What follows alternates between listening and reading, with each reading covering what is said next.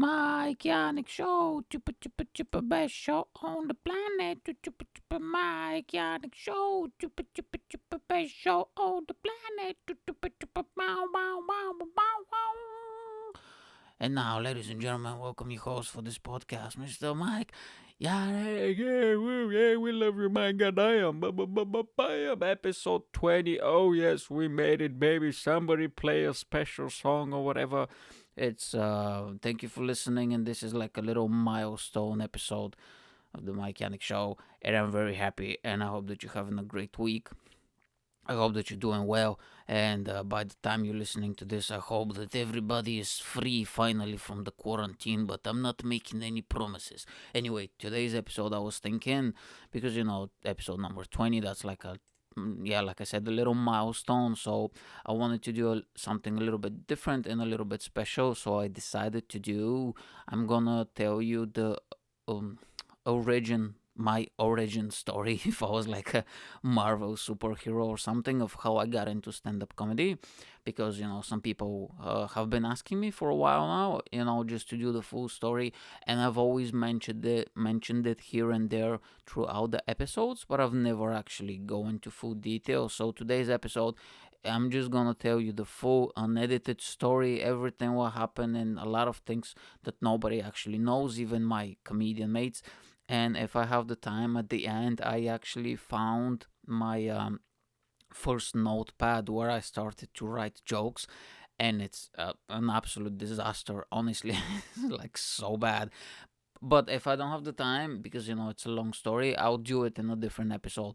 But if I have the time, still till stay till the end, and you will hear some of my first quote unquote comedy bits. But they are so bad, honestly, like it's really bad. Okay, anyway, let's go straight into it, because it's a very long story, and so this is everything how it happened, event by event. Okay, so and in 2000, hold on, I wrote down the dates because I want to be as accurate as possible. So in August of 2017, so you can imagine how fucking long this story is gonna be.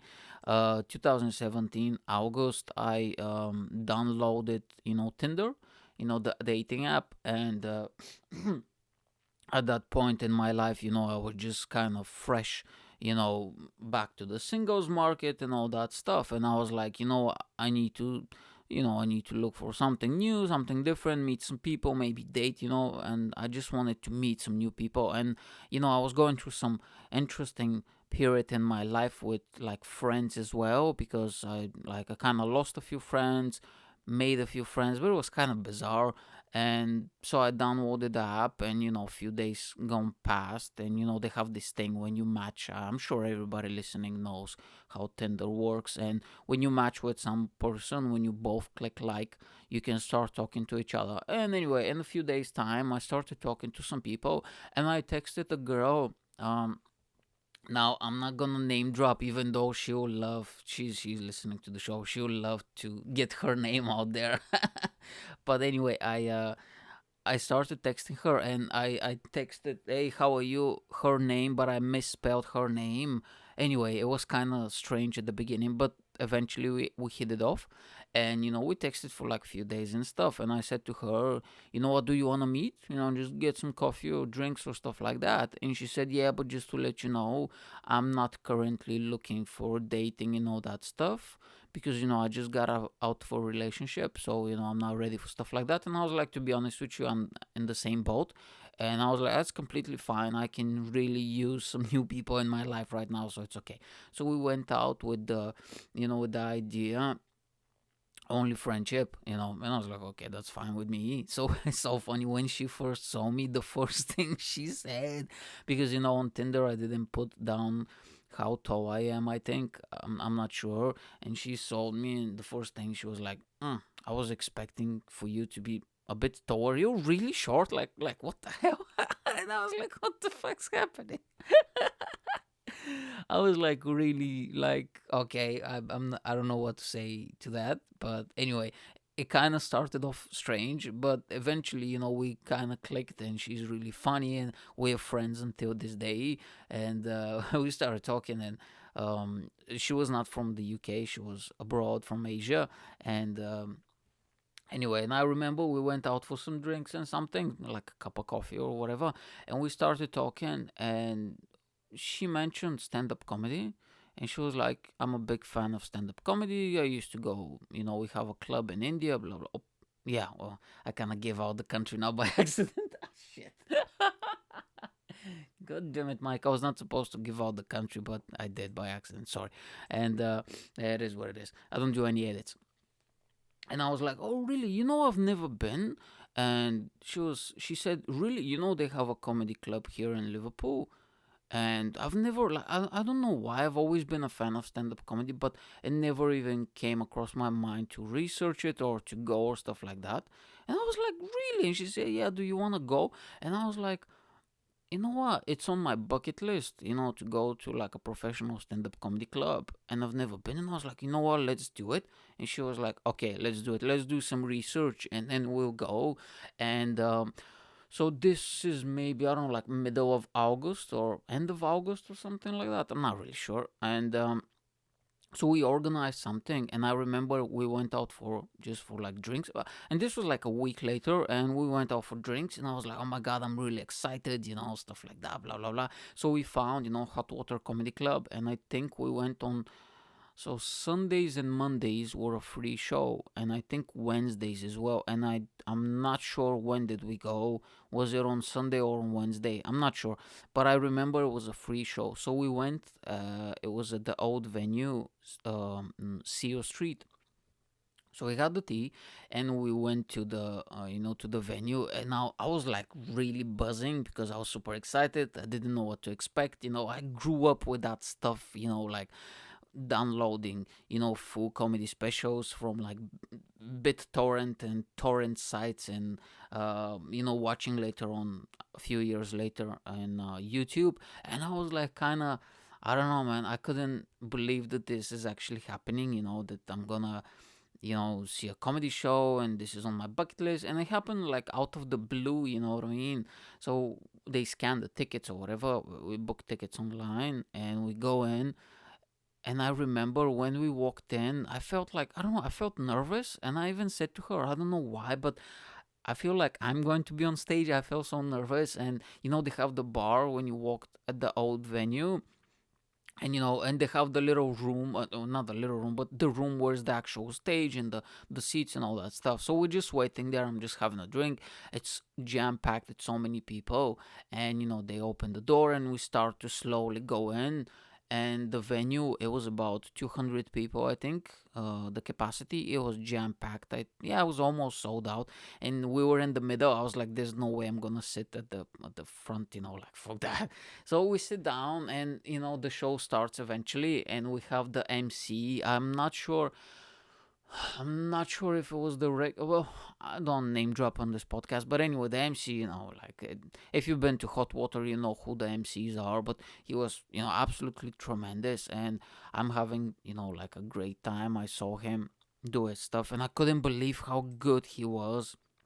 Honestly, I was just like, oh my god, this is so good. You know what I mean? Because seeing it on TV and seeing it in person is two completely different experiences. And he was just so fast and off the cuff, and because he's doing crowd work mostly. He wasn't doing material. And I was just like, oh my god, this is amazing. Everybody's laughing, and it's like jam packed, and it's all this energy. And I'm like, I'm like in heaven, you know what I mean? I'm having so much fun. And then the MC announces the first act. The first act goes on stage, and he was like really good. And hold on. He's doing his stuff. I think he did like 10 minutes, and I think maybe it was on Sunday because I remember that they were doing some new material as well. Some comedians were doing some old stuff, combination with new stuff, or only new stuff, or more, or comedians who are just starting out and stuff like that. And anyway, the first comedian was really, really good as well. We're having so much fun, ha ha. And she's looking at me like, "What do you think?" And I was like, "Oh, this is, you know what I mean? This is like the greatest thing ever." I'm like buzzing with energy. And then the second comedian comes on, and the second comedian, here's the reason. Here's no, there's like a few reasons why I'm doing this, comedy now, but here's the first reason. So he goes on stage. I will never forget that. So I don't know his name, and I don't even know if he's still doing it. But I don't like if he ever recognizes himself. I'm not saying this to be mean or bashful or anything, but he was just, I think he was not prepared. You know what I mean? Like got on stage. I remember just like a young, good-looking guy. You know what I mean? And I remember when he got on stage, he was so nervous. You know what I mean? So nervous. And he pulled out his phone because I think he was doing a new material or whatever. And I just remember because he was reading his hand, it was just shaking so much, and you can see it. You know what I mean? And he was reading the bit of his phone, and it just, I don't know, man. It was kind of bizarre because like it was clearly that he was not prepared, and he started talking. I kind of remember what he talked about. I don't want to give out, but it was like bizarre, mate. Honestly, like there was only one joke which he addressed, like 7 minutes in, that nobody laughed, and that got a laugh, and that was the only joke that actually landed, and I think it was improvised. But it was bizarre, man. He was not prepared. It was not funny. It was just too long, too clunky. There was no punchlines. You know what I mean? And and all of a sudden you kind of feel how the energy in the room change. And just 5 minutes ago we were just so screaming and laughing and normal, like, oh my god, this is the best shit ever. And 5 minutes later it felt, I don't know, like a hostage situation or whatever. You know what I mean? Everybody's all tense, and the guy's fucking dying on stage, and everybody knows it, and you feel kind of awkward for him as well. You're like, oh my god, this feels so uncomfortable. What the fuck? And I remember that there was a break because there were like 6 acts or whatever. And at that break, my friend, she turned to me and she was like, so what do you think about the previous act that we just saw? And I remember I just turned to her and I said, I'm fucking funnier than that guy. And she laughed and she said, yeah, you are. And this is the first time ever that I kind of thought like, do you think maybe I can do this? You know what I mean? Like, if this guy, and then I found out, I don't remember, I think we asked somebody or something, because I remember we met one of the comedians after the show, and downstairs when we were just going out, he was there, and we talked to him, and he's been doing the comedian who didn't do well. He's been doing comedy for 1 year. And I remember I said to myself, if I do this for 1 year, I'll be definitely better than him after 1 year. You know what I mean? And I was like, fuck, man. I knew maybe he had a rough night or new material or whatever. But the thing that made the impression on me was that he was not prepared. You know what I mean? And I was thinking, like, man, it's 10 minutes of a monologue, is not that long, like, well, you can now remember it. And that is the biggest impression that made on me. Not that it was bad, everybody has a bad night, but I was like, man, why didn't you learn that? Because like when you pull out your phone, and he literally, so he was reading it, and then he paused because he needed to scroll down the text, and he was like reading it. You know what I mean? He wasn't, I don't know, it wasn't even a performance. It was so bizarre. So the other day I went to the bar and I opened the door and scroll, scroll, scroll, scroll, scroll. I went forward to say to the bartender, can I have a beer, bartender? The bartender say, oh, what type of beer you want? Scroll, scroll, scroll, scroll, scroll. You know what I mean? It's like, what the fuck, bro? And it just ruins the vibe completely. And so we came back from the break, we had some drinks or whatever, and the other acts went on, and they were amazing. But the thing is, I kind of start to zone out a little bit because I started to visualize myself being on stage, because I was thinking like maybe I can do this. And because they were playing, that song, was the ACDC song, dun, dun, dun, pum, pum, pum, pum, do do do do do do do do do do do do. Is it Back in Black? I think something like that. You know what I mean? And then they played like TNT and stuff like that before they bring on the MC and the act. You know what I mean? So you get you all pumped up and in the mood and all that stuff. And I was thinking like, man, And I started imagining, people. Now, ladies and gentlemen, welcome to the stage, Mike Yanek. That's why when I do the intro, I always do that little welcome to the podcast, Mike Yanek. Yeah, woo, yeah, because this was like the first time when I saw a comedy show, I started to visualize that, and I was like, I'm gonna put this in the intro, and. And I was thinking, like, man, you think I can do this? So the thing finishes, and we left, and I think we got some drinks, and then she went home, I went home, and and then I was thinking, because she was like, "What do you think?" We talk about the show, and oh my god, it was so great, blah blah blah. And I was like, you know what? I think maybe I can do this. You know what I mean? And she was like, "Oh really?" And I was like, "Yeah, I mean, like the guy, he wasn't prepared, he was not good, all that stuff, blah blah blah." And I said to her, maybe I'm gonna start writing some jokes. And then we went our separate way. She was like, okay. By the way, just to let you know, because if you ever gigged with me, you've noticed that I've never used a notepad or my phone when I'm on stage when I do new material. I've never done it, and I've done 69 gigs so far, and I've never done it, and I'll never will, because like I've always said that, and this guy was the reason for it, because I think that when you bring a notepad, I know it's new material and everybody does it. I'm not bashing anybody, but when you bring a notepad and when you check the notepad for the bits and stuff, it just I think it ruins the momentum, and like I think visually as well. If you're holding something, or I've seen comedians, they hold the notepad and they read out the jokes and stuff. It like I don't know, man. It's like, and also you giving them a signal that you're doing new material, and they're gonna show you a bit of mercy, because when you see that somebody's doing a material for the first time, you're not gonna react the normal way, and you want the full genuine reaction, so you know what works and what doesn't.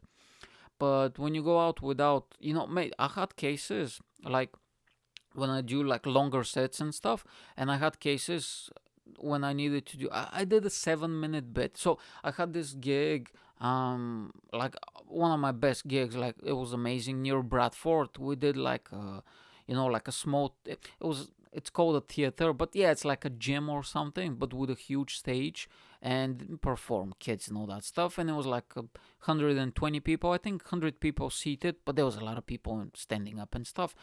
Sold out event. And when we were going there, I was actually a substitute for one of the comedians who couldn't make it. And as we were going there, I think I'm doing 10 minutes, you know what I mean? And literally when I arrived, no, the comedians in the car, they tell me like 20 minutes before we arrived at the venue, "Oh, you're doing 20 minutes, by the way." And I was like, what? You know what I mean? And I've prepared 10, and 10 minutes, it's a long time. And the act, because he said, "Yeah, we only 4 people, can you do 20 please?" And I was like, fuck, and I've never seen him before. So what I did a new bit that I've never done before. I put it as a closing bit, and it was a 7 minute long bit, you know what I mean? And I've never done it before. And um when I done, and I then said to the other comedians, because they know me, they've gigged with me, and he was like, "Oh, I've never seen you do that bit. It's a bit about cricket." And I said, "Yeah, this is the first time I've ever done this bit." And they were like, "Really?" And I was like, "Yeah." And I put it as a closing bit at the end. You know what I mean? Because, and the audience, they don't know. That's the thing. The audience have no idea what you're gonna say. They don't know how long you've been doing this bit and all that stuff. The only thing is, like, if you've memorized it good, and if you're confident, and if you present it, they'll think that you've been doing it for years. But if I went out with a notepad, and did my 13 minutes of material, no, I actually did another bit as well. So I've done 10 minutes of material that I've never done before, and 10 minutes of other material. But if I go out with the notepad, and I'll be like, I did my 10 minutes that I've done before, and then I was like, well, I bring out the notepad, and it's like, let's, you know what I mean? Like, even if I don't tell them anything, when they see me peeking every 30 seconds so I can see the next line, I don't know, man, it just ruins the atmosphere. And again, you do you know what I mean? I just have a different process where I just memorize everything. I practice at home, so when I go, I present it, and and I record my set, so I see what I need to change. But I don't do notepads, and this guy was the reason for it. So we go our separate ways, and I go home, and I remember I started thinking, like, because at that time I wasn't So I used to have online retail business for about 4 years, which was, I don't know, man, it was a huge mistake in my life. I pretty much wasted 4 years of my life, but that's a story for another time.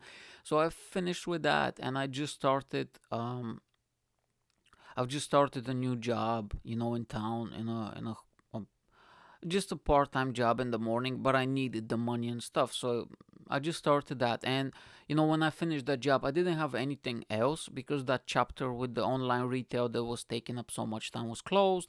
I wasn't writing. I mean, I started writing books and stuff, I think, yeah, 1 year later or something like that, in 2018, middle of 2018.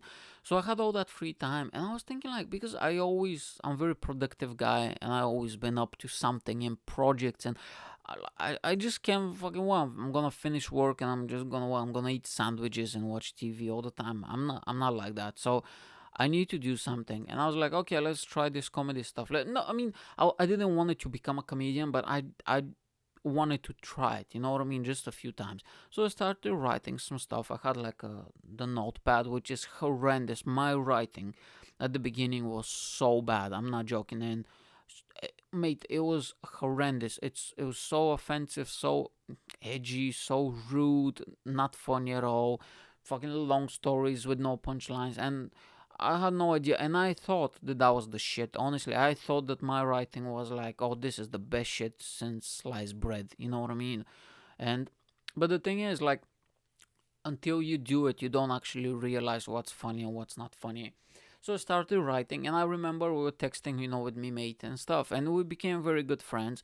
And we met, I think, maybe like a week later, because she's relatively new to Liverpool as well, so she just wants to look around. And when I was doing the online retail, I wouldn't say I wasn't going out much, but I've never like visited, the sightseeing. I wasn't doing the whole, touristy thing in Liverpool. So I was like, okay, that'll be fun for both of us. So we started going to places. And when I met her, I said to her, I've been writing some jokes and stuff. And she said, really? And I was like, yeah, yeah, yeah. And she was like, so you were serious about this thing? And I was like, yeah, I'm serious. And she said, I thought that you meant it just like that, just as a joke.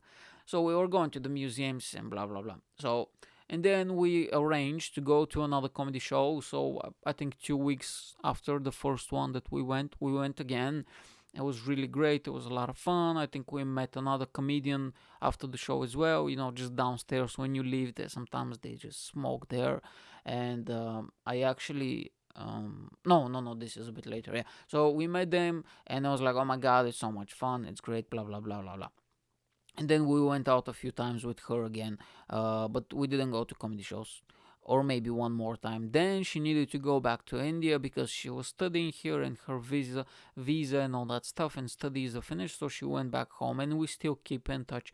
And but then I kind of lost me mate who I go with the comedy shows with, because I had like a few friends at that time, but they weren't really into comedy, and I didn't even tell anybody that I was going to the shows. So it kind of became like my thing. So I was like, you know what? I don't want to share this with anybody. I was putting posts on Facebook from time to time that I'm going to the comedy club. So what I started to do, because there was nobody to go, I started to go by myself, and it felt like I didn't tell anybody on purpose, and I kind of quote unquote sneak into the club. You know what I mean? Even though I had the tickets. The club was getting very popular by that time. So we're talking about September and November now, 2017, and it's getting really, really, really jam packed every day. And I try to go maybe once or two times a week. It really depends. And I'm just finishing work because the shows they always start at 8. So I just finish work, get the bus, go there, just sneak in and just stay at the back, And at the back usually are the comedians, so I kind of hung in there kind of at that part. And I just watched the show. And the more I started to go, the more I started to analyze the comedians, and just kind of study them. Even though I was enjoying the show, I was just studying the way they move, the way they, like, when they introduce them, when they go on stage, what do they do? Like the first few seconds, do they like pull out the mic straight away? Do they like yell like, "Hey everybody"? Do they like kind of take the mic and put the stands and take a few seconds, just look around, or do they hit with the joke straight away, or they do like a long premise and then a joke? How do they, when they finish the set, do they say goodbye, or do they say here's my social media, or they like scream, or do they pump up the crowd? You know what I mean? Like, how do they manage to keep the attention? If somebody heckles them in the middle of the set, what do they do? Do they get angry? Do they just ignore them, or do they just say, ah, fuck off, and everybody laughs and they continue? Or do they stop the show and come up with a clever way to put them down? Everything, man. I was studying everything, and I'm just at the back and just taking mental notes, and it felt so great because, like, I didn't tell anybody, none of my friends, none of my family, nobody. I wanted this to be like my little secret thing that I go and do. You know what I mean? And I've always watched like stand up. It's my favorite art form since I was a kid, and I started watching more and more of it. And start because they have a YouTube channel, and there's actually a few videos of me doing stand up. You can actually see them.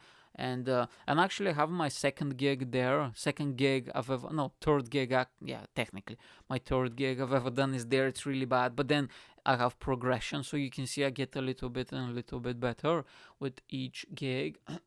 And it was just like this different world, you know what I mean? You entering something that I've never experienced before, and you see people who are really good because there were some, you know, comedians, some professional comedians who've been doing it for like a decade or whatever, and you see them try out new material in front of you, maybe for the first time, and then you see them, you know, when they do a tour or whatever, and then you see the same, you know, jokes and bits, and you see how people progress their material and all that stuff. And I absolutely loved it. And anyway, so let me have a look here at the dates.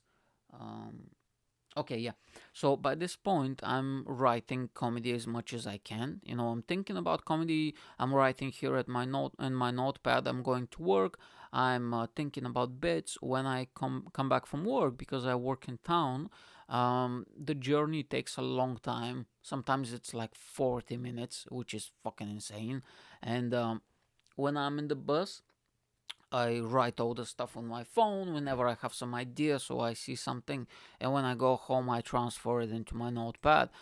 Again, everything is a fucking disaster that I'm writing. You know what I mean? It's complete shit, but I'm thinking, oh my god, this is, you know, this is amazing, and so anyway, and I'm visualizing like fucking crazy, mate. Honestly, like I'm just thinking about how I'm gonna go, how I'm gonna do the show, how it's gonna go great. I'm having, oh, everybody's gonna cheer and scream, and I'm gonna yell, and I'm visualizing it almost every day when I'm in the bus. So I do these visualization sessions where I listen to some music, and you know, just imagining and seeing stuff in my mind, pretty much about different things that I want to happen to me, about the future and all that stuff, and it helped out a lot throughout the years. I've been doing it since I was a teenager.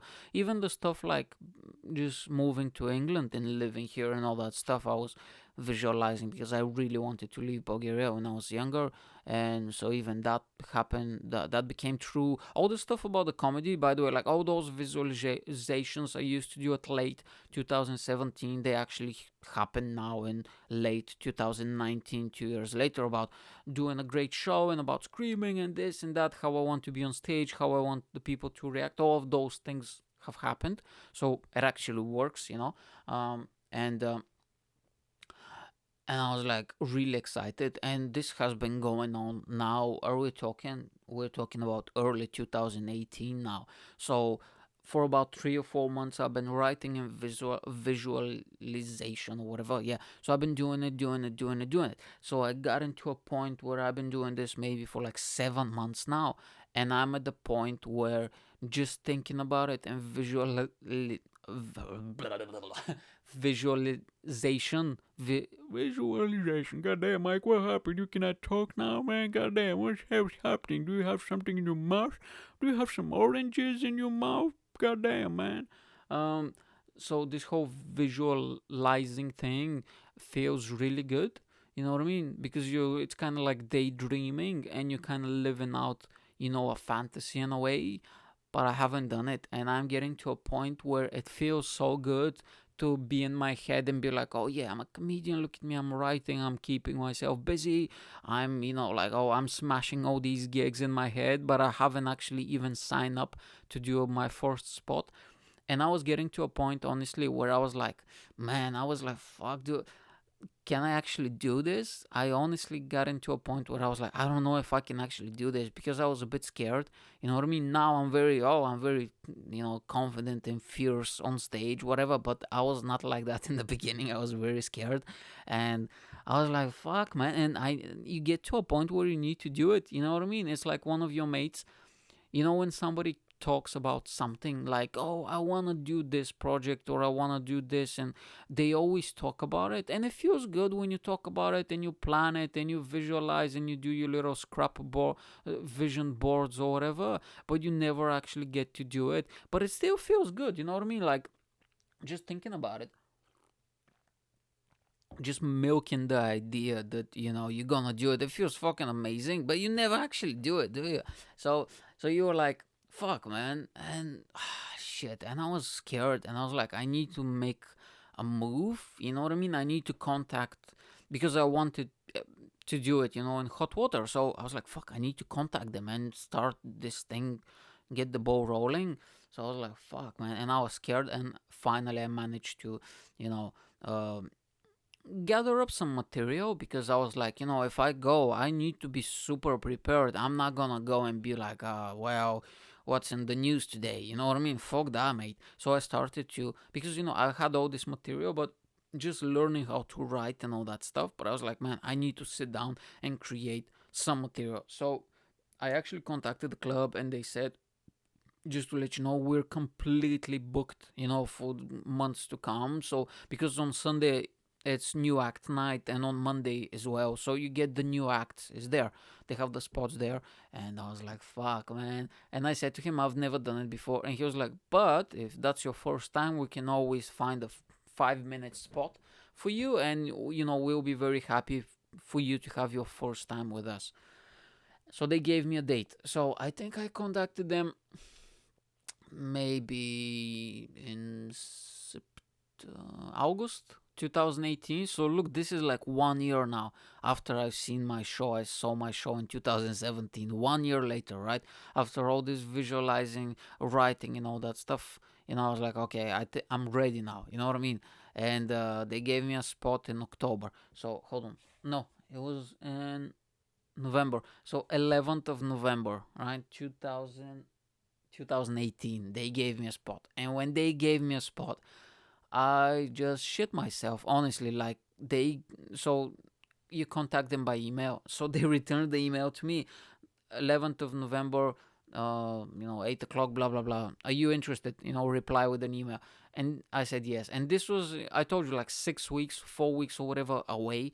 And I completely shit myself. Like, for the next 1 month, bro, I was shitting bricks, mate. I was so fucking scared, honestly. Like, absolutely just shaken, honestly. And but I was like, okay, because this date will come soon or late, I need to be prepared. You know what I mean? Because if I take those 4, 6 weeks, whatever, and if I just lay on my back and just do nothing and whistle, when that night comes and when I'm on that stage, I will die on my ass. Because, like the guy, he wasn't prepared and he died on his ass. And I was like, I'm gonna do everything I can to prepare. So I started to create so they gave me 5 minutes. So I started to create my 5 minute set. And I didn't run it by anybody. So I just wrote down as much punchlines and jokes, because it's 5 minutes, so it doesn't have to be stories. So it can literally be bits, bit. And I didn't know what's funny or not, so I tried to do as funnier as I can. And I was like, you know what? If I go, I need to do this bit, because English is not my first language. And now, since I started to do the podcast and I started to do comedy, I'm really confident in just speaking in public and just speaking just out loud English as well. And my English has improved tremendously. But before, I didn't. I mean, I did spoke in English, but I wasn't doing public speaking or comedy or all that stuff. So I was like, if I'm gonna do that material, that mini monologue, I need to speak it out loud. So I just, when I had my stuff, one day I was just like, I need to try this. And I remember I was here in my room and I was like, I'm gonna say it like I'm on stage out loud. And I remember the first time just saying it, hey everybody, so my name, but like whatever the fuck the jokes were. I don't remember. I don't actually have the set, which is really, I need to maybe somewhere in my computer or something, but it'll be good if I can find my original 5 minute set. You know what I mean? And because one day if I do a Patreon page or something like that, or giveaways or some sort of gifts, I wanna have, like, because I have a bit here which is so controversial and so offensive that I cannot read it out in this podcast. It's about religion. It's called religion bit, and it's so fucked up. I'll probably get arrested in this country because we have laws like you cannot be like intolerant towards religion. You can legit go to jail just for saying stuff like that. So maybe if I have a Patreon, I'll release it as a Patreon prize or like a competition or whatever, and maybe one day I'll give out, the actual notepad. One day, like in 10 years, when I become rich and famous, I'll give out like an auction or something and just give the money to charity. Give out my notepad, my first original notepad. And if I found my original bit, maybe I'll write it down because it's in digital form. I don't have it written down. So I'll write it down, like on a piece of paper or something, and like do like a competition or something and give it to a fan or whatever. But one day when I become rich and famous, now no, I'm just a fucking nobody who makes stupid noises with his mouth and say crazy stuff on podcast. And so I was like, I stayed in my room and I just recited my mini monologue, and I felt so fucking nervous. Even saying the things out loud, I was shaking and it felt so uncomfortable. And I'm just by myself. It's not like I have people or anything. And I was like, how the fuck am I gonna do this in front of 200 strangers? You know what I mean? And I was just so uncomfortable. And I was like, okay, let's do it again. And I did it again. And when I did it the second time, it felt a little bit better. And I was like, okay, this is interesting. And then I did it again, and I felt a little bit more relaxed. And again and again and again. And I was like, I think this is the way. Yeah, I think I just need to practice this speech out loud until I get it. So I had 3 weeks by that time, and I remember I did my set out loud maybe 65 times. I'm not exaggerating, like practicing at home. I did it for, I don't know, like 5 times a day. And when I was at work, I was just, just under my nose, I was just like, my name is, just reciting the material so I don't forget it, because I don't want to go on stage and just freeze. So I was like, I need to be over prepared so I know that I wouldn't freeze, because if your first gig is like that bad, if you freeze or if you fucked up or anything, man, it's like it's such a hit to your self-confidence. There's no, like, sometimes people don't even manage to recover. So I was like, I need to have as best gig as possible, you know what I mean? So I'm practicing, like fucking crazy, you know what I mean? And the days are kind of going by, and I remember for those 3 weeks, I didn't think about nothing else. It was so bizarre. Like, I have a few things in my life that I gravitate so much towards them that all my problems, I stop thinking about them. Like everyday stuff. Like, I've only felt that way when I was playing basketball for like 4 years back in the day when I was a kid. And then when I found, like graffiti and street art and all that stuff, because I started filming people, and I was doing some stickers and I was doing some graffiti. We had like there was this abandoned like building in town, and we used to go there. It's all legal. I mean, like the government, they said, yeah, you can have that building, just to write graffiti. So I used to go there, write a lot of graffiti and all that stuff, and it just felt fucking awesome when I was doing it, because like everything just goes away. And when I was doing and even now, I'm going fucking crazy with this quarantine because I haven't done stand up in 6 weeks now, and I'm really starting to feel all my past troubles and problems and everything starts to resurface again. I'm thinking about stuff that happened like 5 years ago, and I was like, what the fuck's happening? I'll never think about these stuff, but now all that shit starts to resurface. So I think I fucking need stand up to get my mind away, and I can, you know what I mean, just be on stage and be loud and crazy. Anyway, and and I was like, that's so weird. Like for 3 weeks, all I was thinking is about, my upcoming gig and comedy and writing and performing, and I didn't care about my problems. And I was like, that's fucking amazing. And I remember, mate, the days I was just counting out down the days, and I was getting so fucking nervous. Honestly, like, oh my god, this is gonna happen. I can't believe it. Oh, I'm so scared. Ah! You know what I mean? I've been thinking about this stuff for like over a year and something now, and this thing is gonna happen eventually. Anyway, so the day comes, okay? The day comes, and I remember I took a day off from work, and I'm absolutely shitting bricks. I remember I woke up and I felt like you know when you go through a breakup or something really bad happens in your life, or somebody gives you like really bad news. I remember I just woke up, my stomach was killing me. I'm dizzy, I'm fucking like I feel like shit. And I remember like the whole day so nervous. I couldn't think about anything else. You know what I mean? So I was thinking like, oh, I'm gonna do this, go that, blah blah blah, but then leave for the. I didn't do anything that day. I just practiced a little bit, but that's it. I couldn't. Like my brain was so occupied with this thing, and I remember, uh, here like the time came, and it was during the winter, so it's like all cold and very dark and stuff. And I was just like, oh my god, oh my god, oh my god. So I put my coat, I put my, dress up and stuff, and I just looked at myself in the mirror. I'm very dramatic, by the way. Like, if you've never met me, I'm really over dramatic in my whole life is like a movie. I don't know. It's more fun that way. You know what I mean? And you have interesting stories when you're all over dramatic. I'm like a drag queen a little bit. You know what I mean? Like, I'm like, oh, over the top. And I love, by the way, don't get me started on RuPaul. I need to get back to that show. I love it, man. Oh, yeah, I need to get back to that show to do like a review of like a season or whatever.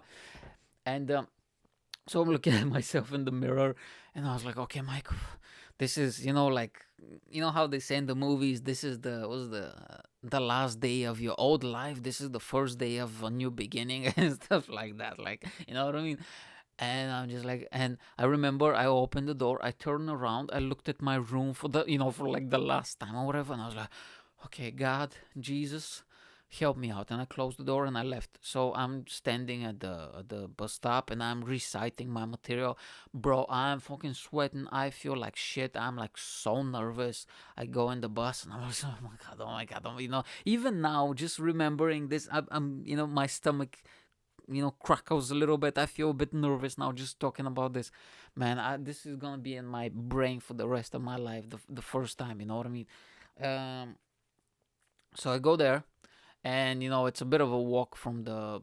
No, yeah, it's like a few minutes walk, and I'm just walking, and I'm so nervous, you know what I mean?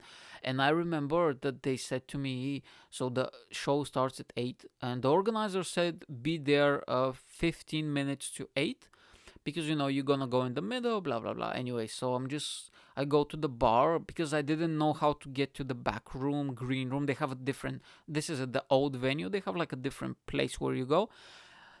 I'm just like, oh my god. So I'm waiting. There's so many. So I open and I see at the bar there's like 30 people, and I was like, oh, it's probably like a slow night. You know what I mean? And I was like, oh, that's not good, because if there's, I prefer it the first time. I rather to be 30 people. Then I've learned that the more people you have at the audience, the easier the gig. But I didn't know that at the beginning. So I was like, I rather have 40 people, you know what I mean, than a full house, because if I embarrass myself, it's not gonna be that bad, you know what I mean, in front of 40 people, it's better. And I was like, oh, it's probably not that busy, and I got a little bit like, a little bit of a relief. And I went to the bartender and I was like, how you doing, mate? I'm one of the guys who is doing the open mic, blah, blah, blah. It's my first time. He's like, oh, yeah. By the way, the guy, I don't name drop, but he's like one of my mates at the club now. I love everybody at Hot Water, by the way. They all know me. Everybody, like the bouncers. If you're listening to this, I fucking love you. The bouncers, the managers, the owners, the bartenders. I know everybody. and we all love each other. They're awesome, honestly. Like, I'm one of their favorite acts, especially like the bouncers. They're such great people, and they're all like super friendly, and everybody's super tall, by the way. Like, that evening, like the manager, the bouncers, the bouncers, the MC, everybody's super tall and big, and I'm just a fucking tiny person, all scared and shit. He's like, yeah, mate, come on, let's go through here. So we go through the, you know what I mean, so we can go backstage. So he just opened the door, mate, to the, where is the actual venue. The place is jam fucking packed. 100 and I don't know, 40 people. So those 30 people, so they were just waiting for the drinks, and I was like, oh my fucking god. And I was like, whoa, that's busy. And he's like, oh yeah, it's sold out. And I was like, fuck, you know what I mean? And I was like, I'm just fucking nervous as shit. I'm nervous right now. And we just walked past, and I was like, oh my god, there's so many people. And he opened the door, and he went backstage, and he was like, hey, I joined Mike. He was like, he introduced me to the MC. He was like, he's the new guy, blah blah blah blah. And he just left, and I was like, oh, hi guys. And I'm just sitting there, in the MC, he's like an established professional comedian. He was just telling stories, and because it's 15 minutes until showtime, so I'm the last one pretty much. So I'm just standing there. I'm not saying a fucking word. You know what I mean? And there's the other people. There was one act that was kind of new. Everybody else was like more experienced. So they're just chilling. For them, it's just another night. You know what I mean? They don't give a fuck. For me, I'm like, oh my fucking god, I'm gonna shit myself. You know what I mean? I don't know anybody. And by the way, at that back room, I don't know why, but the air conditioning, mate, it was so fucking cold. I'm not joking. I froze to death. I'm not joking. And also I'm nervous. So I'm like, have you ever been like so nervous that you're sweating, but it's actually really cold outside, even though it's like, I don't know, like 7 degrees, you're sweating buckets because you're so nervous. And I'm just fucking sweating, dude. And I'm just sitting there, and I'm just like, oh my fucking, I'm praying to all the gods or whatever. And it was such a bizarre experience, you know what I mean? And they was like, okay, you're gonna be in the middle. I was like, okay, I'm gonna be in the middle. Bro, like, even, oh my god, I'm like, dude, my stomach fucking hurts right now. I'm so nervous just remembering this. And I remember I'm just sitting there, and I'm praying to all the gods. And there was like a toilet nearby. I went probably 7 times. Even now, I go a lot to the toilet because I like to, just take a piss or whatever. I like to be empty on stage, you know what I mean? I don't want to think about something else. And I was like, oh my god, I'm so fucking nervous. And I remember they have like this corridor. You kind of, it's not a long walk, but still, you kind of walk. And then they open a door, and you stand behind the curtain, and at the other side is everybody, and you can hear them. It's this energy. Now it's a bit different in the new venue. But so I was like, the manager comes, this is after the break, and I'm first after the break. So I'm number 3 on the list. That is called the sweet spot, when you're in the middle, the first in the middle, because everybody's loosen up. They had a break, they had 2 acts and an MC. They've drank a little bit, so this is the perfect spot. And they was like, Mike, and I was like, yes. I was like, are you ready? And I was like, oh my god, yeah, I think so. And I remember I took off my jacket, and I'm just with the shirt, and I left all my phone, everything, like in the jacket. And I was like, okay, let's go. And he's walking, the manager of the night or whatever. And I'm just walking, and I'm just like, oh my god. And I remember I kind of, Conor McGregor, when he does the walks in the tunnels and stuff, how he stretches and stuff. And I'm just like jumping up and down, stretching and stuff. And I just go, and he looks at me, and I think then the MC, he came because he needs to go, and he looks at me, and he's like, you okay? I was like, yeah, I'm so nervous. And I remember, I'll never forget this, like, I'm, the MC of that evening, he's like the MC quite often at the nights that I perform. He's a great guy. And actually, one day, one of my goals is to really build up the podcast, to create proper following, and to have him as a guest, because I think it would be really interesting, because he was the first MC, he was the first professional act. Then I did the comedy course with him. Like, I have a bit of a sentimental history with him, you know what I mean? Like, in my progression in comedy. So make sure to subscribe and follow and share the word, because I want to have a real following, because he's been doing it for like 12 years or whatever, professional comedian, and if I have 20 subscribers, he's not gonna come. So but I want to legit build up the podcast. And he just looked at me, I remember, and he just smiled, and he said, just have fun, just in like, he said something like, this is your moment or something, just enjoy it. And it kind of relaxed me a little bit. So he did his stuff, and I remember he said, okay guys, so and he said, I'm gonna say that this is your first time, nothing to worry about, so they'll be a bit more gentle, and you build up confidence, you have a fun time. So he did his stuff, and he was like, well, so now, ladies and gentlemen, we have a very special surprise for you. This next act, this is the first time he's ever doing stand-up comedy. Can I have a woo? And everyone's like, ooh. He said, yeah, this is, this is new act night, and we all start from somebody. And you never know, he might be the next act that you're gonna see some years from now on TV, and you'll be like, oh my god, I was there at his first gig. This is unbelievable. Or he's gonna be really shit. And everybody just laughed. He was like, no, but he'll be fine. I'm sure of it. And now, ladies and gentlemen, welcome to the stage, Mike Yanek. And everybody's like, woo, screaming, hopping. And I remember I just went on stage, and because I've never been, you know what I mean? And the first thing I remember was the lights were so fucking bright, honestly. And when I looked, I couldn't see anybody. I just saw like the first row of people. And I was like, oh, like in my mind, I was like, oh, I was not expecting that. I was expecting to see everybody clearly and to have 200 faces.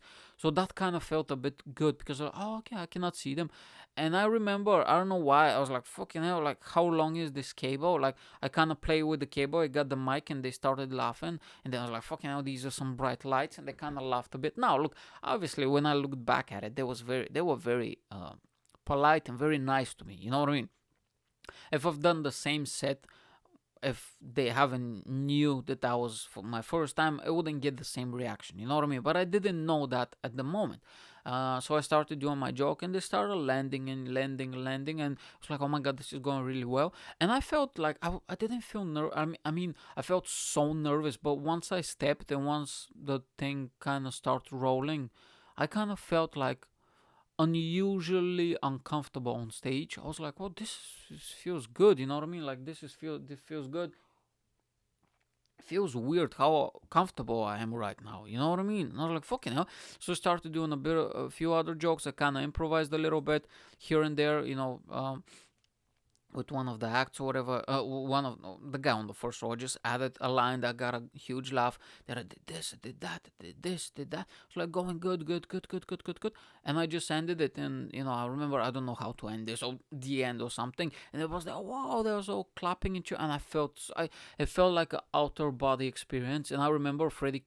Oh, okay, shit. I kind of named him by accident. Oh, okay. Well, it is what it is. So the MC, he kind of came on stage, and, he shook my hand, and I left, and he was like, this was so good, blah, blah, blah. Wow, first time. And everybody was like, did you enjoy it? He was like, yay. And I remember I was like so hyped up. I was like so buzzing with energy that I kind of, because the curtain, I kind of removed a little bit, poked my head, and I was like, thank you very much, something like that. And I was like, closed. And, the other comedian who was after me, she was like, oh, this was very good, blah, blah, blah. It's first time, well done.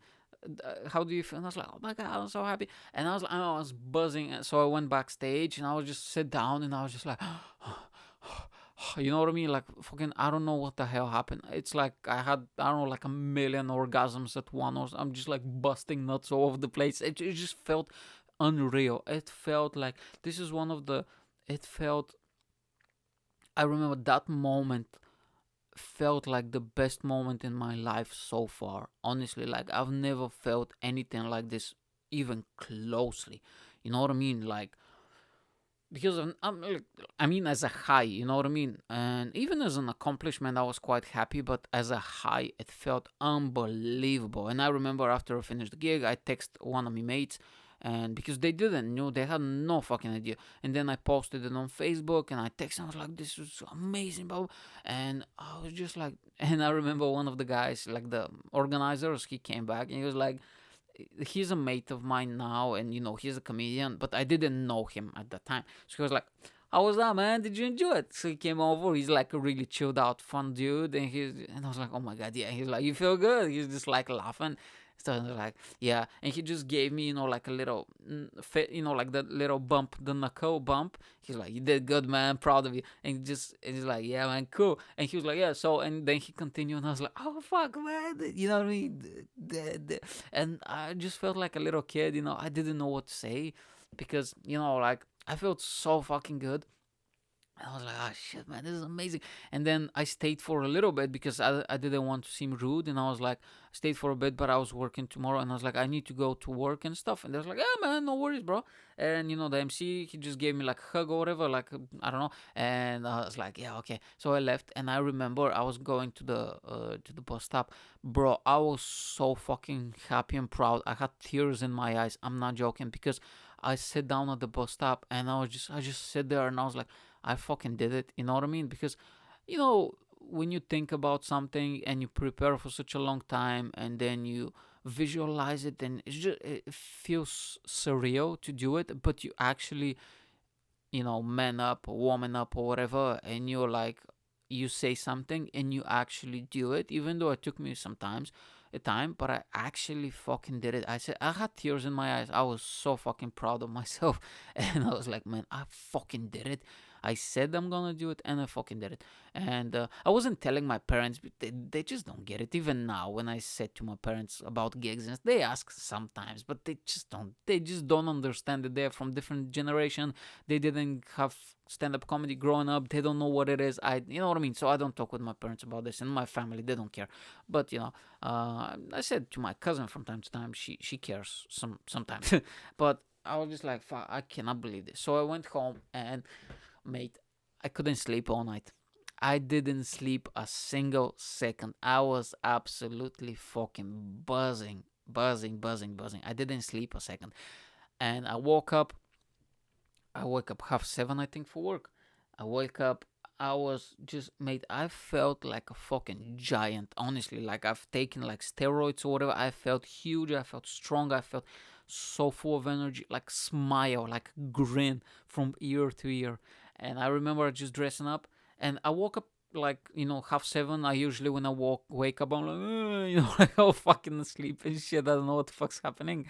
But I remember I just woke up full of energy like 7 o'clock, and I haven't slept a single second. I'm not joking. And I just play some music from my phone, and I'm getting dressed, and I'm like, yeah, I'm like shadow boxing, and I feel fucking tremendous. I go on the bus, I have my headphones, I'm grinning. I have a huge grin. It's Monday, by the way. Everybody's fucking miserable on the bus. But I'm fucking buzzing. I go to work and I haven't told anybody. I've posted on my Facebook, but I haven't told anybody on my colleagues. And my colleagues are really fun. I really like them and stuff. But I think, was there the new place, because I was working at the old place and then I got a transfer. Um, I'm not sure. Doesn't matter. And I remember I was so fucking productive throughout the day. Oh yeah, I was at the new place, and and I love my colleagues and all that stuff. And I was so fucking productive, mate. Honestly, like I was back and forth, and hey, how you doing, man? I'm talking to the clients. Hey, yeah, it's a great morning, isn't it? Yeah, mate. It's like I've just got laid with a Victoria's Secret model. You know what I mean? Like, because obviously I'm never gonna get laid with a woman like that. But one day when I become rich and famous, when I have the money, I'm going to purchase a prostitute that looks like a Victoria model. You know what I mean? So I can have this experience on my bucket list. Because yeah, I have it on my bucket list to sleep with a Victoria looking type model, but I'll never will. But that's why you need to have money for prostitutes. And and this is how I was feeling. Like I was feeling amazing. And I was like, fuck, man. So then I went home and I'm all buzzing and shit. And my Facebook post, like I posted, oh, this was my stand-up comedy debut. Had so many likes, 30, 40 likes. And usually I don't get that. Like, I'm not famous. I'm not popular on social media. So my posts, they get like 7 likes max. That thing got like 40, and I was like, oh my god, it's so great. All my mates, oh my god, yeah, well done, well done. Everybody's like, because I kind of told them that I'm thinking about it, but I didn't tell them when I'm going to go. And everybody's like, oh my god, oh my god, oh my god. And I was like, I sit at home and I was like, I want to do this again. But the thing is, I didn't know how to. You know what I mean? Because the club, they're so packed and so sold out. Because oh my god, I want to do this every week. But if I text them, they'll be like, "Oh yeah, we have a spot 6 months from now or whatever." You know what I mean? So I was like, I cannot wait. I cannot have one gig every 6 months. You know what I mean? So I was like, I didn't know anything about the industry, zero. And I was like, I don't know how to book a gig. I don't even know where to look. I don't even know comedy venues. I only knew comedy clubs. I just type in comedy club UK, right? And getting to the clubs, it's not easy. It takes time. And I was like, fuck, okay, what to do? But then I remember that one of the comedians, when I was going by myself to the gigs, what I used to do when I decided that I wanted to try, I was like, I need to figure out how to get into this.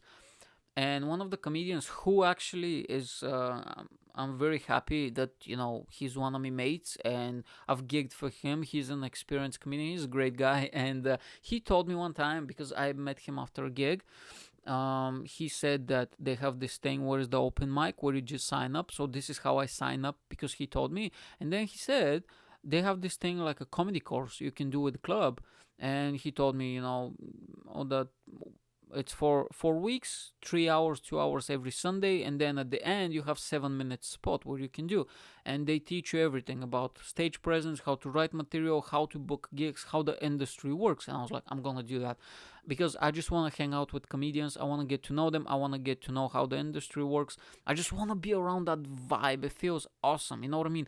And when I got stand up, I got that feeling again of like, I my problems don't exist. They kind of disappear when I'm doing this. And I've always been searching for that. I've always, with the graffiti, with the basketball, and now with this. And I was like, and that's why I love the podcast as well. I had days where I felt like shit, like maybe remember something bad or something bad happened throughout the day. But when I turn this fucking mic on and when I start talking shit or just stories or memories or just improvise or just reacting to some stupid reality shows or whatever, which actually there will be more in the future. I really enjoy doing them. All my problems disappear, and I was like, I want to do this. So I went online, and there's like a form that you need to fill out, and I sign up. And the course, it was in January, so I was like, oh great, man, I have a month where I can not chill, but you know what I mean, just bask in the glory of my 5 minutes performance that I did. And I can feel great. So I felt great for a month pretty much. And, I had so much fun. December was awesome. And so the time came and I was like, oh my God, I was so nervous and excited. So we went. And I remember there was only 3 people. So it was like very rainy. It was at the old venue, by the way. The whole course was at the old venue. So I remember it was like really cold and stuff. And it was from 6 to 8. So we meet at 6 and we meet in front of the club. The club is closed and there's only 2 other people. And I was like, what the fuck's happening? I've paid 200 quid. And all of a sudden the door kind of opens. They're like, hey, how you doing, guys? Blah, blah, blah. So we go inside and, you go through the venue and it's like, it's nobody. It feels so weird when you go to a comedy club when it's completely empty. And then when it's all jam-packed and filled out, it feels like, you know what I mean? The energy is so different. It's awesome. I love it. We go there. We go backstage. Hold on, let me just see how much time I have. Okay, I want to do 1 hour and 15 minutes. And I'm gonna read out, my first sets and all that stuff. I'm gonna read out everything throughout the book, the different episode. I'm sorry, but, like, I cannot do more than 1 hour 15. I have too much work to do today. And so we go there. Plus, like, I need to keep these podcasts to hour 15. To be honest with you, they get too long. Sometimes I did almost 2 hours one time. And they should be up to an hour. And so we go backstage, and I'm just like, when the MC saw me straight away, he was like, hold on, I think I've seen you before. And I was like, oh, that made me feel really good, you know what I mean? Because he recognized me. So I was like, yeah, I did it. My first time you were the MC, in November. He was like, oh, yeah, I remember you. You did very well.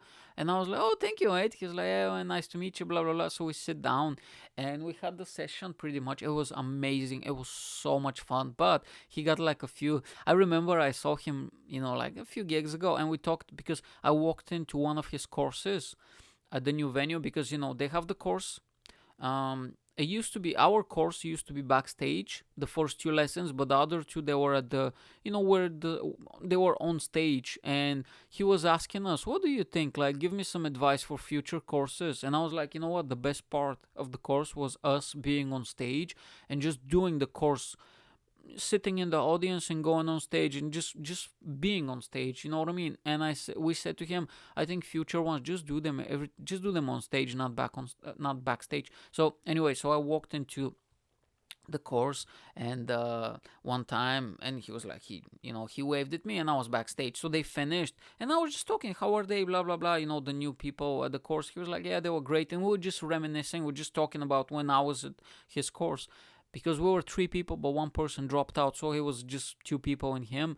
And he was saying, like, your favorite, I remember your favorite part was, like microphone, and the work with the microphone, how to hold it and all that stuff. And I was like, yeah, it's kind of funny now, because I don't usually use the microphone at all. When I do pub gigs, I never use microphone. I only use it at clubs. And even though I'm so loud, I hold the microphone to my chest, pretty much, like below my nipples, like that area. It sounds weird, but that area, because if I hold it to my head, to my mouth, because I'm so fucking loud, and it becomes so loud through the speakers, it becomes annoying and you get a headache. I don't like comedians who are very loud and who hold the microphone next to their mouth. They cannot always hear it, but as an audience member, it's so loud that after a few minutes it becomes, you legit get a headache. So that's why I keep it down. I'm just loud. This is just part of the act. I speak very loud. And so I was just like, yeah, that's fun, because I don't use it. You know what I mean? My favorite part.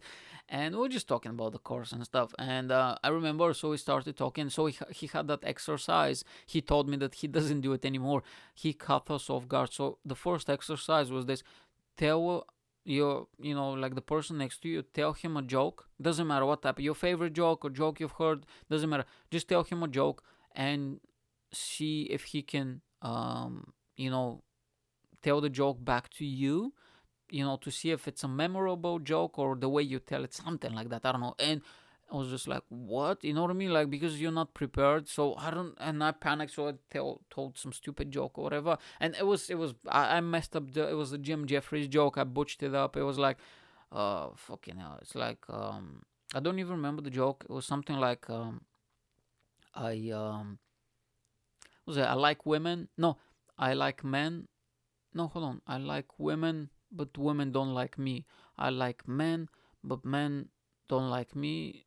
No, I don't, fuck, something like, I don't know. I see, I can't even remember. And anyway, it was a mishmash. Then he had that exercise, which is quite interesting. About I don't know if I'm giving out the secrets to the comedy course, by the way. Like, I'm just, but he had this exercise where he gives you a word, and you need to talk about that word non-stop. It doesn't have to be funny, but you need to talk about it non-stop, and he's gonna time you. So I lasted, I don't know, like 25 seconds or whatever. And I remember we gave him the word sushi, and he did like fucking 4 minutes on sushi. And we were like, okay, show off, whatever. But it was really fun, and the course was really good. So I went the next week as well.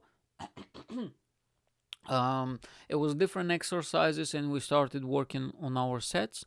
And I did my original set, because he said, do you have any set that you want to do? And I said, I have my first set. And he said, do you want to do it now? And because backstage they had like a tiny stage, so I went on stage and did it in front of three people. And you can feel how different it is, you know what I mean, when it's three people, and they're just looking at you, and when nobody's laughing. So you kind of need to learn how to deal with nobody's laughing, pretty much. And so I did my set. And he said, do you want to stick with it? And I was like, I don't know. Like, I think I might change some stuff. And he said, okay, if you want to change. So eventually I completely changed the set. I had only like few jokes left. And that set, like I said, if you go to YouTube, just type in Mike Yanek Hot Water Comedy Club, or just Mike Yanek, and you're going to see it. I'm wearing like a camouflage sweater. And this was my second set, third performance ever. because I did the performance between that, which was in a pub, hosted a Christmas party. And if you want to hear that, you can go to episode, I think it's number 18, which is, it's titled My Worst Comedy Gigs Ever. And this is the first gig that I'm talking about. And I'm going into full details. And it's a funny story, but I'm not going to tell it now. So just go and listen to that one. And anyway, so third time comes around, and I'm just, we're on stage now and we're practicing our new sets. And he's giving us notes. I'm doing some stuff again. Then the fourth time comes over, and we're doing everything is polished now, because week number 4 we had the rehearsal for the 7 minutes, and then we had a bit of a break for like an hour. Then the show starts, and then you're actually performing at that show. And I remember we did everything, and I was feeling really confident and really relaxed, which was a mistake, because I've been performing the set on the stage, even though it's in front of 2 people, but still doing it on stage. And then I was practicing at home. So when I went to Subway, I remember, I can really use a Subway sandwich right about now. Fuck, man, like I really want fast food, and this fucking everything's closed. Anyway, so I got some food.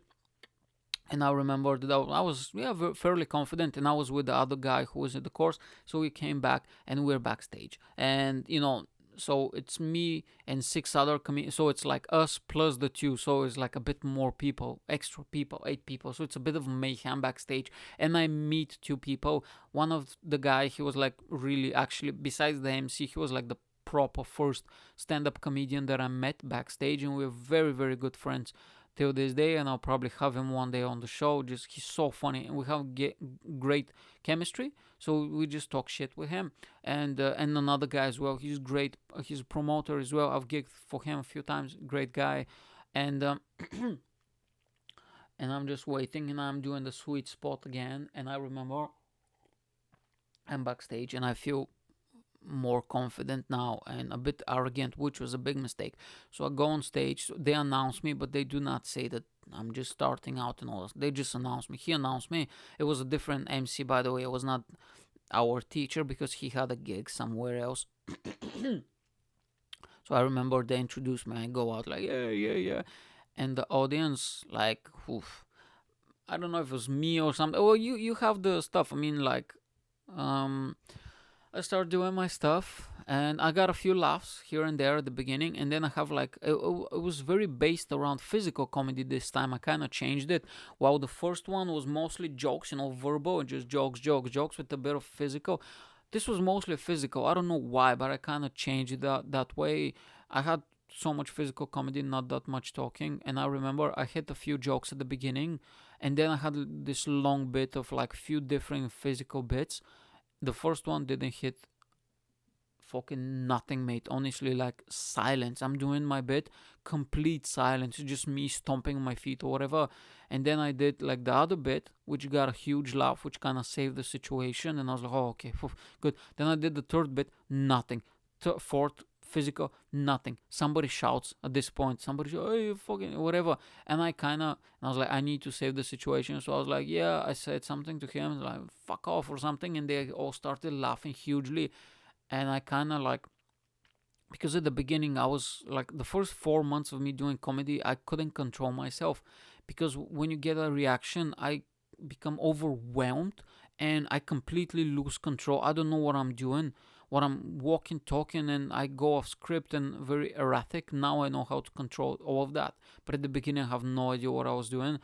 So I just did, how in the movies, like the Italians, they do that stuff where they put their hand below their chin and they kind of flick it, which means like fuck off, like in the gangster movies. So I did the whole like fuck off, and they all laughing and stuff. And then when I got backstage, one of the comedians told me they reacted that way when you said fuck you to that guy or whatever, because he was heckling throughout the whole night, so people were kind of annoyed and they actually walked him out. The bouncers got him out, so that's why people was clapping. Because I was thinking, like, what the fuck? I just said fuck you to the guy. Well, you're clapping. Anyway, I did that. Then I have another bit which now I completely transformed. from my original set, I have only one joke that I still do from my original set, which is completely rewritten and done. The only thing is like the premise and the punchline. The middle is completely rewritten, and it's really good bit now. But it was very long. It was physical. It was not needed, and I was so green. I didn't know how to do the bit, and I do that again. Fucking nothing, man. They don't know what's happening. Then I needed to save the situation, and I remember I kind of insulted a guy, which, like a cheap joke, but to save the because again no laughter, and people like what's happening. It was so up and down the whole set, and I kind of took the piss out of a guy, and I was like, sorry mate, just joking, but kind of saved the situation. Then I continue with the bit, nothing again, and then the punchline. Which the punchline actually I came up with a bit, but the coach the MC when he was rewriting the bit, he suggested it, and I was like, nah, I'm not gonna do it. And then I did the bit, and it didn't get anything. And then at the last second, I added the punchline that he suggested, and got a massive laugh. And I remember I was saying to myself, thank God for the name of the coach. And I was like, thank you for that punchline. If it wasn't for that punchline, I'll be dying on my ass for 40 seconds with no laughter. But yeah, at the end of the day, he said, don't worry about it. That's why I'm here. That's why you're paying for the course, so I can give you some advice and tips and even some punchlines to your material. And and I was like, fuck it now. And then I did some other stuff. It kind of went, okay. And then at the end, I think I managed to hit them with a punchline. Oh, at the end, they got a massive laugh of kind of off the cuff or whatever. Like, I wasn't expecting a laugh, you know what I mean? And I kind of like, what? And I was like, eBay joke. It was an eBay joke. And I was like, eBay joke. Liverpool. Really? Really? And then laughing, and I kind of wait, and I remember it is a huge mistake that I still keep in my mind. I said, oh, come on, okay, let me finish, or whatever, and stuff like that. And then I did the last line. It wasn't a laugh. And then I put the mic, okay, thank you, and I left. And then, now when I look at it, I was like, you just leave at the laugh. Like, they're laughing. Don't even say eBay joke. Do the eBay joke. They're laughing. Get the mic, thank you, guys, whatever, and then leave. That's it. But, I was green, man. I had no idea what I was doing. I went back off stage, and I remember the acts, my mates, they came over, and the other guy who we were doing the course, mate, that was so good, man, well done. And I was like, oh, cheers, mate. But I felt like I did really poorly. I didn't do well. I didn't enjoy it, and I was like, fuck, man. And I stayed for a few minutes. I was like, yeah, I need to go. They was like, mate, that was so good, well done. And I was like, oh, cheers, mate, cheers. And I was like, no, I fucking died on my ass. This is how I felt. Even looking at now, and look, third gig. For the second one, it wasn't even really a gig, but whatever, you know what I mean? I'm just starting out. It was not bad for third gig. It was not bad, but my expectations were much higher. And then I remember I went to the bus stop, and I sit down at the same bus stop at the same place that I was there like 2 months ago, that I was like in heaven or whatever. And I remember I said to myself, I never want to do this again. I don't know why. It just came out. I was like, fuck this. I don't want to do this again. It was shit. I wasted 200 pounds, and I wasted fucking year and a half out of my life, and I was mad at myself. The course was great, everybody was so nice and so fun, and now I'm super fortunate to be performing at Hot Water all the time, often, not all the time, but often. And I said, no, fuck that. And I was really mad. Sit there, went home, super mad. I couldn't sleep, so mad. Woke up like, you know what I mean? I completely, because they gave me some Facebook groups. They send us, no, he sent us an email with contacts, bunch of contacts. I didn't even open that email for 3 months or whatever. And I was like, fuck that shit, man. I don't know. I just felt really bad because the expectations were high, and it's like a mismatch, And that's usually when you start out with something, it happens, you know what I mean? That's life.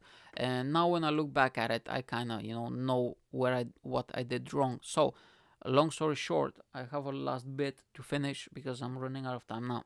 Anyway, I didn't even think about comedy. I didn't even wrote a single piece of comedy for pretty much 6 months. But when I was doing the course, they gave us like few, events, and I contacted a few people. And one of the people actually replied. Only one, I mean, the other ones, they didn't have spots, but one of them replied, and I had a spot in the 14th, 15th of March. And I was thinking like, fuck, man. I was like, okay, let me do it because, they booked me, whatever. But at that time, I was going through some personal issues, and like so much shit happened at once. So I kind of had like a mental breakdown for a few days, and I didn't manage to go. I missed my bus, and like I've done this gig 2 times afterwards, and I'm in very good relationship with the promoter and the owner. He's an amazing guy, and I've done very well the last time I was there. So it's a vindication, whatever. That I couldn't go to his gig, but good thing I didn't go because it's a really tough gig. And first of all, my material is not there because I haven't wrote anything for like 3 months at the beginning, so I kind of scrub out, like bits and pieces quickly, and material is not there. It was not good. I missed the gig. I was so disappointed, and I was like, okay, fine. Obviously, it's not meant to be. Fuck it. So then I didn't do anything for another 3 months until July. Hold on, let me see. Was it July?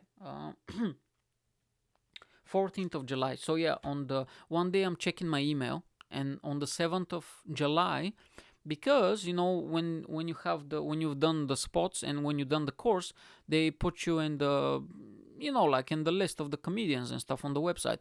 And one day I'm opening my email and I see from the booker, of Hot Water. So yeah, by this point, 6 months, haven't done anything except, for a few days with that March stuff, but nothing. Haven't wrote a single joke. Didn't even think, like, completely removed comedy. I'm going in a different direction in life. I started, I think, writing as well a little bit, books, and check out my books, Mike Yanek at Amazon, little plug, or amazon.com/books.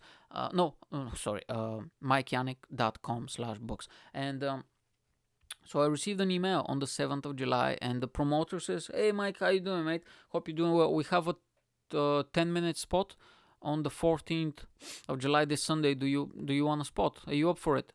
And I was like, what the fuck, And I was like, oh shit, man. And this is, like a week before the spot. And I was like, fuck. And I was like, they've booked me. I did the course. I don't want to say no, because if I say no, they'll probably never book me again. I know I don't want to do this, but still. I said yes.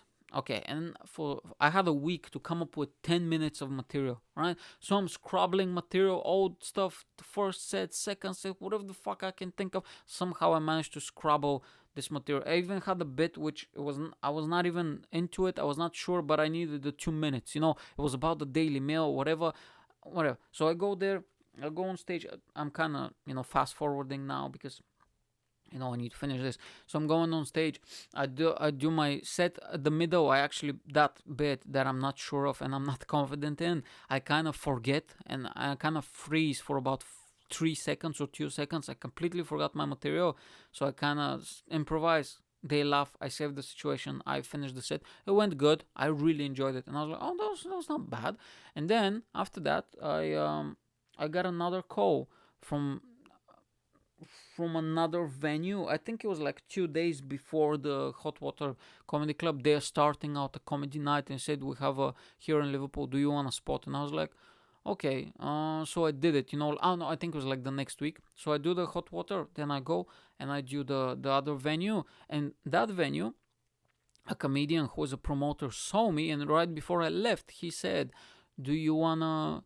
How long you been doing comedy? And I was like, this is my 5th gig. And he was like, tomorrow I have a gig if you're interested. No, he said tomorrow, Lark Lane, this is the name of the the street, and he said 8 o'clock be there. And I was like, fuck it. I didn't even know he's gonna kidnap me or something. Anyway, so I go there, gig goes great. We stay. He said, do you want to help me out to clean up? We clean up. I stay with him and 2 other comedians that were very, very good friends till this day. All of us were very good friends. And I just enjoyed the hang, like it's called, the hangout, and I was like, this is fucking amazing.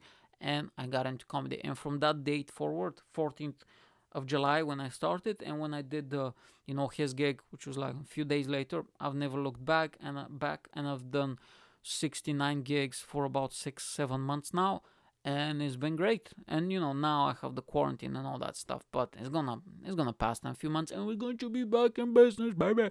And I have big plans, mate, and I'll try to fucking smash it, but this is my origin story. I hope that you enjoyed, But this is just what happens. And sometimes in life, you never know what's going to happen.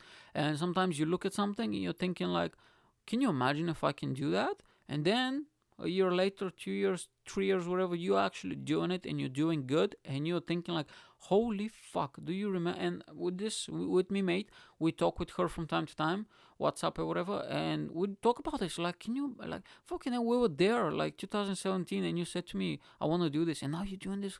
And I was like, yeah, it's fucking insane. I don't know, life is crazy. Anyway, I hope that you enjoyed the show. I really need to run, mate. I have a lot of work to do. I hope that you enjoyed the show, and I've been writing a lot of new material as well. I hope that you enjoyed the show, mate, and have a great week. Thank you so much for listening. Subscribe, if you can rate this podcast on Apple, subscribe to the YouTube channel. I'll be posting more stuff in the future there as well. Not only podcasts, other stuff as well, and promote. Tell everybody, tell all your friends. We have this great podcast in here, and we need to spread the word of the Mike and Yanek show. Thank you so much for listening, mate. Enjoy the rest of your week, and I'll speak to you next week. Now enjoy the outro song of the Mike Yanek Show. This is the Mike Yanek Show. I hope that you had a great time. I had so much fun recording. See you next week. Bye.